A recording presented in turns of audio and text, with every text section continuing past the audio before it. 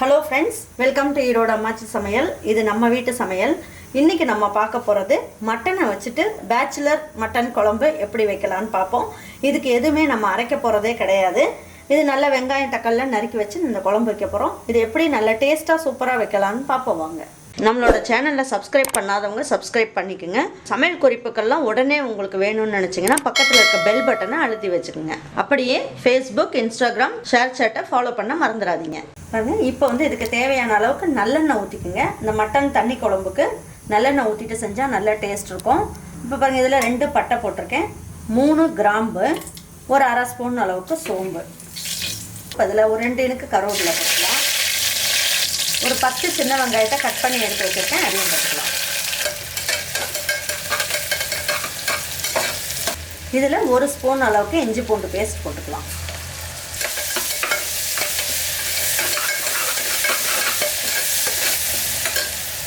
நம்ம கொஞ்சமாக மல்லி இலை போட்டுக்கலாம். குழம்புக்கு தேவையான அளவுக்கு மஞ்சள் தூள் போட்டுக்கலாம்.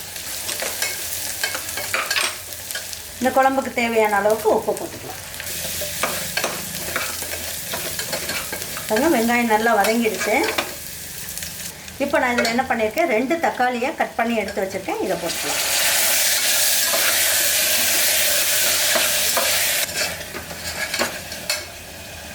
இதில் ஒரே ஒரு பச்சை மிளகாய் போட்டுக்கலாம். பச்சை மிளகாய் இருந்தாலும் போடலாம், இல்லைன்னா காஞ்ச மிளகாயும் கிள்ளி போட்டு நம்ம தாளிச்சிக்கலாம். அது இந்த அளவுக்கு தக்காளி எல்லாமே நல்லா வதக்கியாச்சு.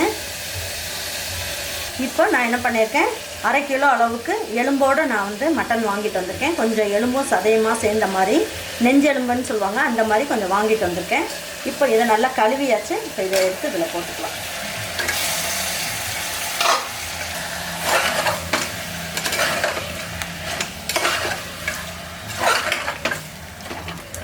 இந்த மட்டனை இந்த தக்காளி வெங்காயத்தோடையே போட்டு நல்லா வதக்கிடணும். மட்டனை இந்த அளவுக்கு வதக்கியாச்சு. நல்லா மட்டன்லாம் நல்லா உருண்டு வந்துருச்சு. இதில் நம்ம வீட்டில் அரைச்சி வச்ச குழம்பு மிளகாய்த்தூள் இதில் ஒரு 3 ஸ்பூன் அளவுக்கு போட்டுக்கலாம். உங்கள்கிட்ட குழம்பு மிளகாய்த்தூள் இல்லை அப்படின்னா 1 ஸ்பூன் அளவுக்கு ரெட் சில்லி பவுடரும், 1.5 ஸ்பூன் அளவுக்கு மல்லித்தூளும், ஜீரகத்தூள் ஒரு அரை ஸ்பூனும் போட்டுக்குங்க.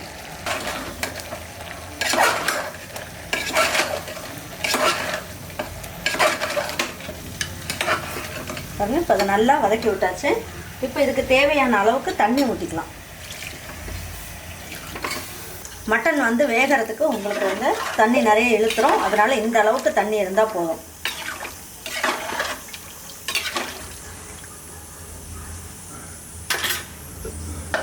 இப்போ குக்கர் மூடி வச்சுட்டு இது 6 விசிலிருந்து 7 விசில் வரைக்கும் வரணும். வந்ததுக்கப்புறம் ஒரு 3 நிமிஷம் ஸ்லோ ஃப்ளேமில் வச்சுட்டு எப்படி இருக்குன்னு காட்டுறேன். பாருங்கள், இப்போ ஸ்டீம்லாம் போயிடுச்சு. இப்போ எடுத்து பார்க்கலாம். பாருங்கள், குழம்பு நல்லா ஜம்முன்னு சூப்பராக வந்திருக்கு. நம்ம எதுவுமே அரைச்சி ஊற்றாமே குழம்பு நல்லா வந்திருக்கு. பாருங்கள்,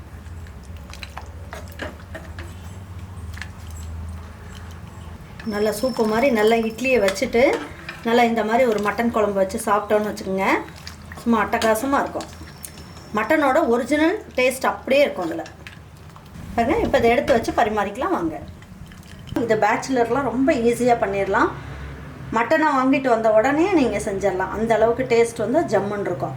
கண்டிப்பாக இந்த மாதிரி இருக்க மட்டன் குழம்பு நீங்கள் செஞ்சு பாருங்கள்.